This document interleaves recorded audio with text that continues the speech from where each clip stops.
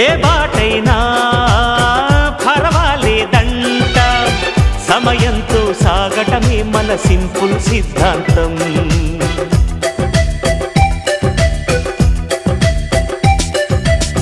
చిరుగాలికి పరిమళమిచ్చే సిరిమల్లెల వనమై ఉందాం, గగనాన్ని నేలను కలిపే హరివిల్లుల బంతెన అవుదాం.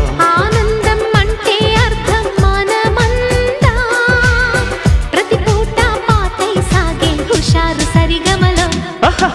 ఎన్నో ఎన్నో రాగాలుండే సంగీతం కాదా, చల్లకి నవ్వుల కేరింత.